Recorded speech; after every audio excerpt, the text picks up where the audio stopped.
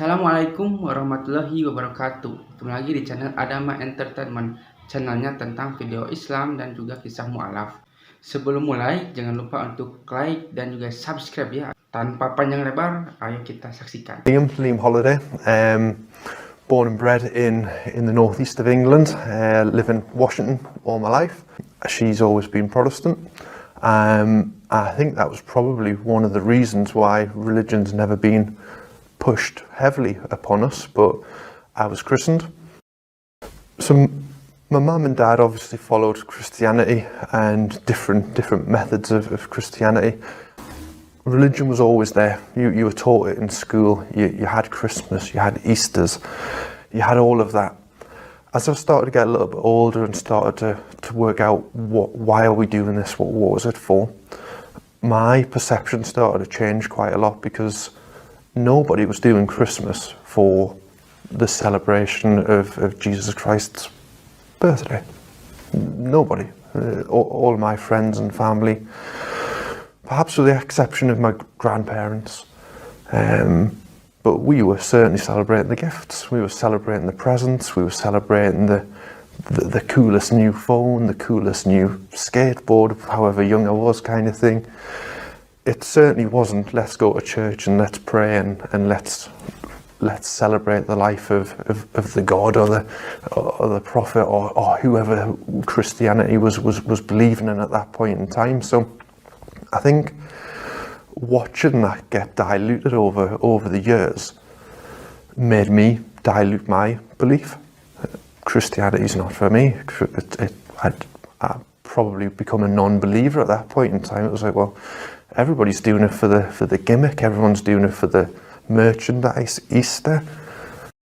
At the age of sort of 11, 12, 13, 14, I'm starting to think to myself, well, people are just doing it for a laugh. People are making money out of this. People are making Christmas cards. People are making Easter cards. People are selling Easter, Christmas related things. That's not about religion. That's about making a profit. And I think at that point, it was certainly sort of that kind of age. Religion to me wasn't what it was. I didn't care about looking into any other religions. And it was probably when I got a lot older, I was probably talking maybe mid-20s, when the media was so big and so pushy towards and negative towards Islam and Muslims. And everything that was bad in the world, it was a terrorist act because of a Muslim, terrorist attack because of somebody who followed Islam. And at that point in time, I didn't turn and follow the media and say, I don't like Muslim, I don't like somebody who follows a different religion. I questioned, why would somebody follow this kind of religion? And deep down, I couldn't believe that there's a religion out there that said, go out and do these bad crimes, go out and jump on a plane and crash it into a building. I couldn't believe that people would be taught to do that. And I thought, at the time, I think there was maybe 1.2 billion people who followed Islam at the time. I was like, there's no way if all of these people wanted to go and bomb a building or do something, the world would be a disaster. There's too many people following a particular set of guidelines to destroy us. And it was that which really made me think, well, I'm going to find out what this is all about. Why is the media so against it? Why have so many people following it? And I think it was through that period of my time that it became quickly apparent that in the Quran it mentions nothing of what the media think or want you to think that it does. And that was a huge eye-opener for me. That made me dislike the media even more. You know what I mean? It's pure lies, it's pure storytelling, and it's pure what is going to get a headline, and which just isn't right in my eyes. And that drove me more and more. That made me want to learn more about this religion. Why on earth is there so many people so strongly believed, still go to mosque, still believe in it, even though if you're of a certain colour skin, going onto a plane, you're going to get searched even more? Why would you still say, I am Muslim? And I think it was that belief of all these other people that didn't allow the media and didn't allow this small minority. It has to be a small minority, because if it was any bigger, the world would be over. So the small minority of people who were taking the religion, twisting it, doing it wrong. And it was at that time that I really started my research and really understood what Islam was all about. To find my research and to learn about Islam, the age I am, internet was everywhere. People didn't really go out and ask questions. You just went to Google, and YouTube was my source of information. It was great. It told me some really good, interesting things. Of course, there's negative things out there, and I watched both. The negative ones, I wanted to find out why they were saying that, what part, and quite often they were taking a single sentence of the Quran, or they were taking a single action that somebody did, and they weren't looking at the bigger picture. So when you research into that element a little bit further, the Quran's all about being nice to one another, it's all about loving one another, it's all about treating each other equal, to the point where the media leads you to believe that women should be treated differently to men.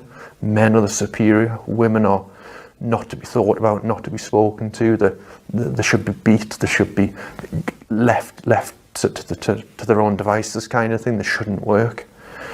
But reading and doing the research into the Quran mentions man and woman exactly the same amount of times. It says to treat women as equal, teach women equal, teach men the same. A man should teach a woman. If a woman knows something, they should teach a man. And for me, understanding and realising that the Quran was written in such a way, how on earth can the media twist that? It's because they don't look at it fully. What the media portray is culture. It's not the religion. So for me, that research really hit home that, look, this is an equal religion, this is a loving religion, this is a make yourself a better person religion. And the bit which really hit home about the man and woman was, how on earth could the media make you believe that a person wrote this and write exactly the same over hundreds of pages of documentation, write exactly the same? They didn't have spell check, they didn't have a computer. A human couldn't have wrote that in such a way that the media would expect you to believe that it was a fake sort of man-made book. So I think knowing that the Quran's telling us to be equal, I think that was the big moment for me, which really hit home that this is more than just a speculative religion, particular religion. And it took me a year of real research, and it wasn't just every now and then, it was every day. I was looking, new video, following different people, following different places, and following different things. It was all just online. So after a year of doing that research, I decided, you know what, I believe in this. I believe in the core values of the faith. I believe in the rights of doing this. I believe that there is something after life, but after reading and doing all this research, I now believe the reason I'm doing it for is for Allah, and He is the creator of everything. And if I follow the rules and the guidelines and the steps which He's put out before us, then that is the reason why I'm doing this. So at that point, 2016, I said the Shahada. Urged to go into a mosque myself at that point in time, but again reached out over Facebook of all things to Newcastle Central Mosque and said, look, I'm a revert, I'm from Newcastle, lived here all my life, but a year ago I've decided I am following Islam, and I want to do more. What can I do? And I spoke to Imam Abdul Basit, and he invited me down to the mosque. We had a chat before we went into the mosque, and I said my shahada with him, because I said, look, I don't know if I've said it right. And he talked me through. I wanted to understand my core beliefs, wanted to understand why I was doing this, wanted to understand how I'd get into where I did. So I just explained all of that to him. We said the shahada. Next thing, he's rushing me down to down the corridor, down towards the mosque, and I didn't really know what was going on. He's like, it's Maghrib time. We've got to get down. I'm actually doing Maghrib prayer, and I'm like, oh, right, okay. So I just followed, and the next thing, I'm at the front of the mosque, shoulder to shoulder with a whole load of other brothers who are all saying Assalamualaikum, all welcoming me and never seen me before. And there was maybe 30, 40 people in the mosque that day, and there was people of all skin colour, which was a big eye-opener to me. Again, media have done a good presence on you. You think you're going to be brown-skinned to be Muslim. It's absolutely not the truth.